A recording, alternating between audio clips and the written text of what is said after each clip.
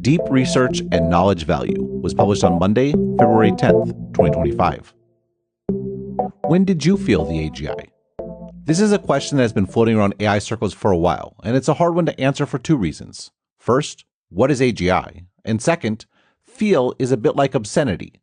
As Supreme Court Justice Potter Stewart famously said in Jacobellis v. Ohio, "I know it when I see it." I gave my definition of AGI in AI's Uneven Arrival. Quote, what O3 and inference time scaling point to is something different. AIs that can actually be given tasks and trusted to complete them. This, by extension, looks a lot more like an independent worker than an assistant, ammunition rather than a rifle sight. That may seem an odd analogy, but it comes from a talk Keith Rabois gave at Stanford. My definition of AGI is that it can be ammunition, i.e. it can be given a task and trusted to complete it at a good enough rate. My definition of artificial superintelligence, ASI, is the ability to come up with the tasks in the first place. End quote. The feel part of that question is a more recent discovery. Deep research from OpenAI feels like AGI. I just got a new employee for the shockingly low price of $200 a month. Deep Research Bullets. OpenAI announced Deep Research in a February 2nd blog post. Today we're launching Deep Research in ChatGPT, a new agentic capability that conducts multi-step research on the internet for complex tasks. It accomplishes in tens of minutes what would take a human many hours. Deep Research is OpenAI's next agent that can do work for you independently. You give it a prompt, and ChatGPT will find, analyze, and synthesize hundreds of online sources to create a comprehensive report at the level of a research analyst. Powered by a version of the upcoming OpenAI O3 model that's optimized for web browsing and data analysis, it leverages reasoning to search, interpret, and analyze massive amounts of text, images, and PDFs on the internet, pivoting as needed in reaction to information it encounters. The ability to synthesize knowledge is a prerequisite for creating new knowledge. For this reason, Deep Research marks a significant step toward our broader goal of developing AGI, which we have long envisioned as capable of producing novel scientific research. It's honestly hard to keep track of OpenAI's AGI definitions these days. CEO Sam Altman, just yesterday, defined it as a system that can tackle increasingly complex problems at human level in many fields. But in my rather more modest definition, Deep Research sits right in the middle of that excerpt. It synthesizes research in an economically valuable way, but doesn't create new knowledge. I already published 2 examples of Deep Research in last Tuesday's Stratechery update. Well, I suggest reading the whole thing. To summarize, first, I published my brief review of Apple's recent earnings, including 3 observations. It was notable that Apple earned record revenue, even though iPhone sales were down year over year, in the latest data point about the company's transformation into a services juggernaut. China sales were down again, but this wasn't a new trend. It actually goes back nearly a decade, but you can only see that if you realize how the Huawei chip ban gave Apple a temporary boost in the country. Third, while Apple executives claim that Apple Intelligence drove iPhone sales, there really wasn't any evidence in the geographic sales numbers supporting that assertion. Second, I published a Deep Research report using a generic prompt. I am Ben Thompson, the author of Stratechery. This is important information because I want you to understand my previous analysis of Apple and the voice in which I write on Stratechery. I want a research report about Apple's latest earnings in the style and voice of Stratechery that is in line with my previous analysis. Third, I published a Deep Research report using a prompt that incorporated my takeaways from the earnings. I am Ben Thompson, the author of Stratechery. This is important information because I want you to understand my previous analysis of Apple and the voice in which I write on Stratechery. I want a research report about Apple's latest earnings for fiscal year 2025 Q1, calendar year 2024 Q4. There are a couple of angles I am particularly interested in. First, there is the overall trend of services revenue carrying the company's earnings. How was that trend continued? What does it mean for margins, etc.? Second, I am interested in the China angle. My theory is that Apple's recent decline in China is not new, but is actually part of a longer trend going back nearly a decade. I believe that trend was arrested by the chip ban on Huawei, but that was only a temporary bump in terms of a long-term decline. In addition, I would like to marry this to deeper analysis of the Chinese phone market, the distinction between first-tier cities and the rest of China, and what that says about Apple's prospects in the country. Third, What takeaways are there about Apple's AI prospects? The company claims that Apple Intelligence is helping sales in markets where it has launched. But isn't this a function of not being available in China? Please deliver this report in a format and style that is suitable for Stratechery. You can read the update for the output, but this was my evaluation. Quote, the first answer was decent given the paucity of instruction. It's really more of a summary than anything, but there are a few insightful points. The second answer was considerably more impressive. The answer relied much more heavily on my previous posts, and weaved points I've made in the past into the answer. I don't, to be honest, think I learned anything new, but I think that anyone encountering this topic for the first time would have. Or, to put it another way, were I looking for a research assistant, I would consider hiring whoever wrote the second answer. End quote. In other words, deep research isn't a rifle barrel, but for this question at least, it was a pretty decent piece of ammunition. Deep research examples. Still, that ammunition wasn't that valuable to me. I read the transcript of Apple's earnings call before my 8 a.m. dithering recording and came up with my 3 points immediately. That's the luxury of having thought about and covered Apple for going on 12 years. And, as I noted above, the entire reason that the second deep research report was interesting was because I came up with the ideas and deep research substantiated them. The substantiation, however, wasn't nearly to the standard, in my very biased subjective opinion, of a Stratechery update. I found a much more beneficial use case the next day. Before I conduct a Stratechery interview, I do several hours of research on the person I'm interviewing, their professional background, the company they work for, etc. In this case, I was talking to Bill McDermott, the chairman and CEO of ServiceNow, a company I am somewhat familiar with, but not intimately so. So, I asked Deep Research for help. I'm going to conduct an interview with Bill McDermott, the CEO of ServiceNow, and I need to do research about both McDermott and ServiceNow to prepare my questions. First, I want to know more about McDermott and his background. Ideally, there are some good profiles of him I can read. I know he used to work at SAP, and I would like to know what is relevant about his experience there. Also, how and why did he take the ServiceNow job? Then, what is the background of ServiceNow? How did it get started? What was its initial product market fit, and how has it expanded over time? What kind of companies use ServiceNow? What is the ServiceNow business model? What is its go-to-market strategy? McDermott wants to talk about ServiceNow's opportunities in AI. What are those opportunities, and how are they meaningfully unique or different from simple automation? What do users think of ServiceNow? Is it very ugly and hard to use? Why is it very sticky? What attracts companies to it? What competitors does ServiceNow have? Can it be a platform for other companies? Or is there an opportunity to disrupt ServiceNow? What other questions do you have that will be useful for me to ask? You can use previous Stratechery interviews as a resource to understand the kinds of questions I typically ask. I found the results eminently useful, although the questions were pretty mid. I did spend some time doing additional reading of things like earnings reports before conducting the interview with my own questions. In short, it saved me a fair bit of time and gave me a place to start from, and that alone more than paid for my monthly subscription. Another compelling example came in researching a friend's complicated medical issue. I'm not going to share my prompt and results for obvious reasons. What I will note is that this friend has been struggling with this issue for over a year and has seen multiple doctors and tried several different remedies. Deep research identified a possible issue in 10 minutes that my friend has only just learned about from a specialist last week. While it is still to be determined if this is the answer he is looking for, it is notable that deep research may have accomplished in 10 minutes what has taken my friend many hours over many months with many medical professionals.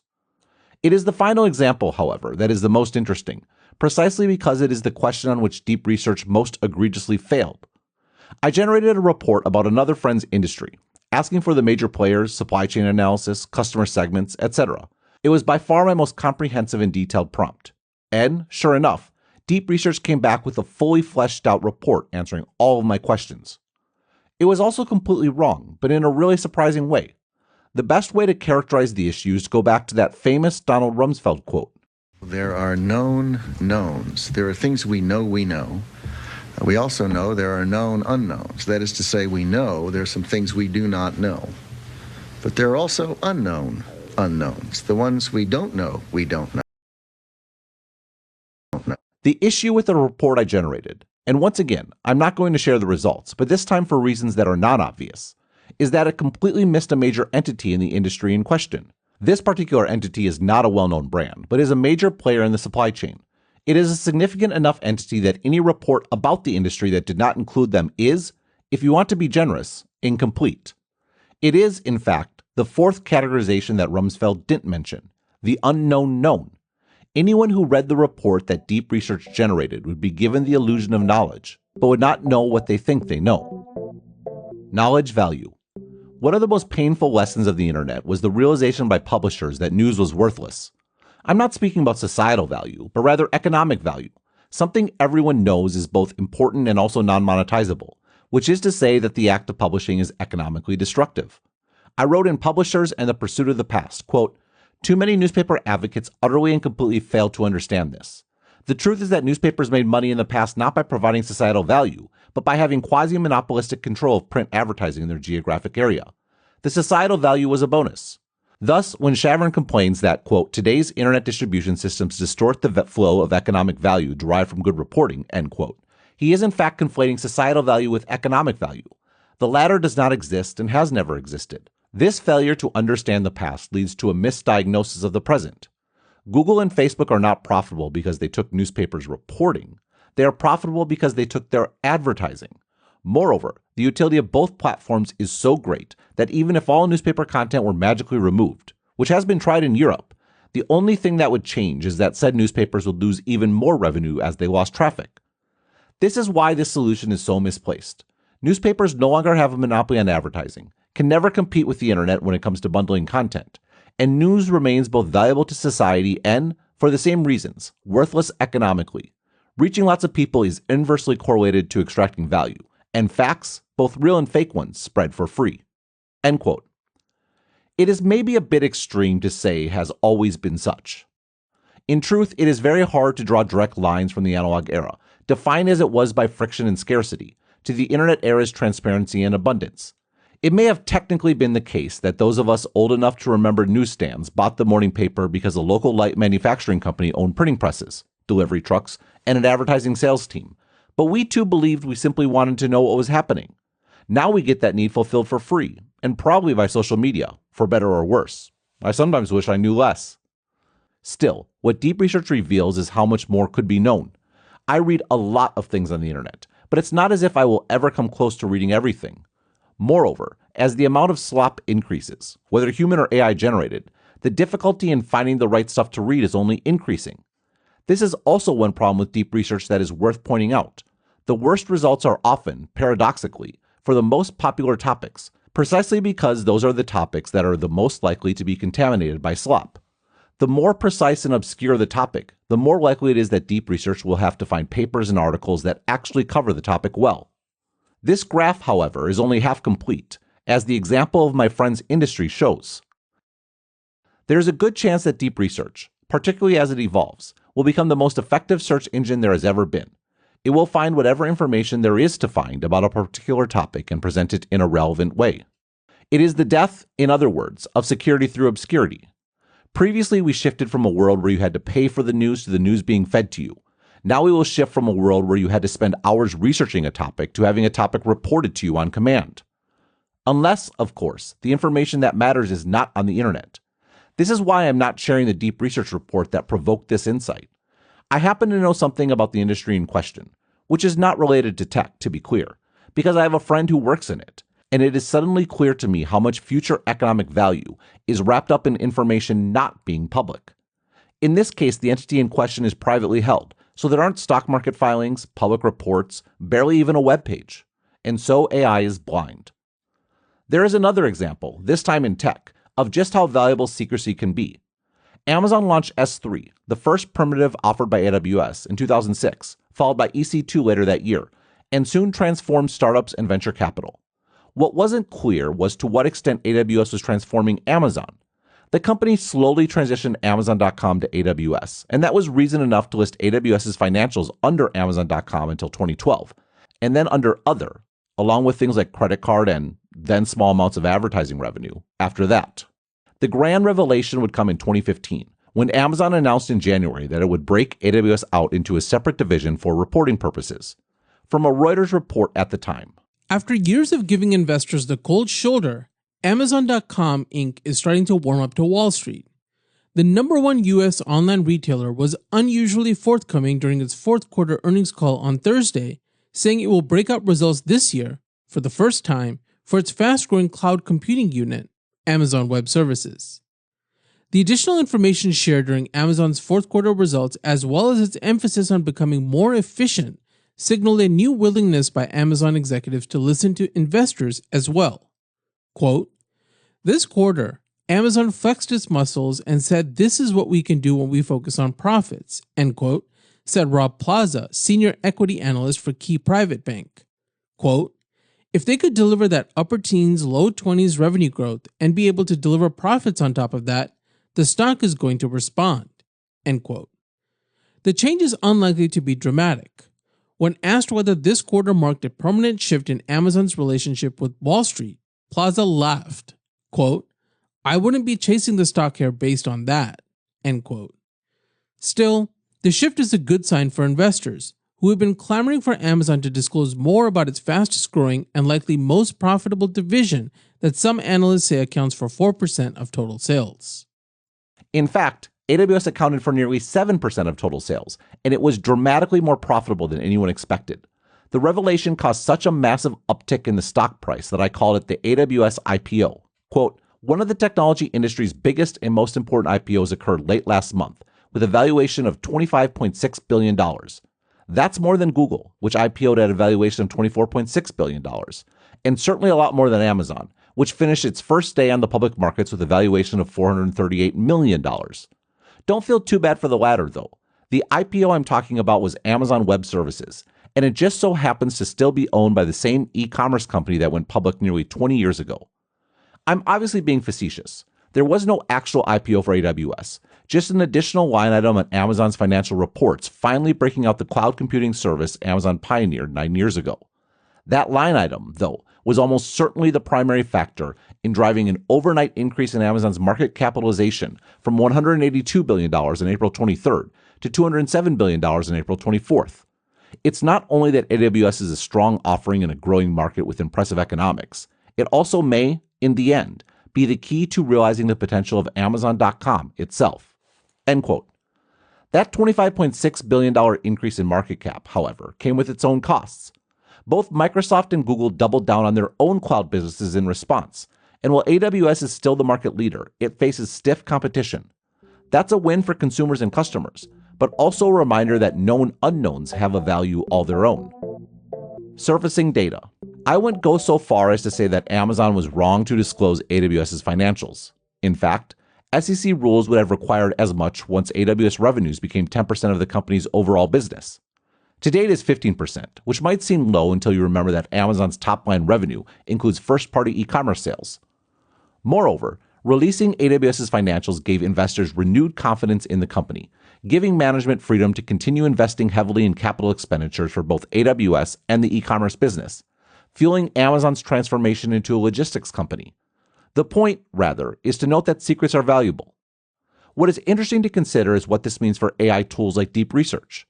Hedge funds have long known the value of proprietary data, paying for everything from satellite images to traffic observers and everything in between in order to get a market edge. My suspicion is that work like this is going to become even more valuable as security by obscurity disappears. It's going to be more difficult to harvest alpha from reading endless financial filings when an AI can do that research in a fraction of the time. The problem with those hedge fund reports, however, is that they themselves are proprietary. However, they are not a complete secret. After all, the way to monetize that research is through making trades on the open market, which is to say those reports have an impact on prices. Prices are a signal that is available to everyone, and it's going to become an increasingly important one. That, by extension, is why AIs like deep research are one of the most powerful arguments yet for prediction markets. Prediction markets had their own moment in the sun last fall during the US presidential election, when they were far more optimistic about a Trump victory than polls. However, the potential, in fact, the necessity, of prediction markets is only going to increase with AI. AI's capability of knowing everything that is public is going to increase the incentive to keep things secret. Prediction markets and everything will provide a profit incentive for knowledge to be disseminated, by price if nothing else. It is also interesting that prediction markets have become associated with crypto, Another technology that is poised to come into its own in an AI-dominated world. Infinite content generation increases the value of digital scarcity and verification, just as infinite transparency increases the value of secrecy.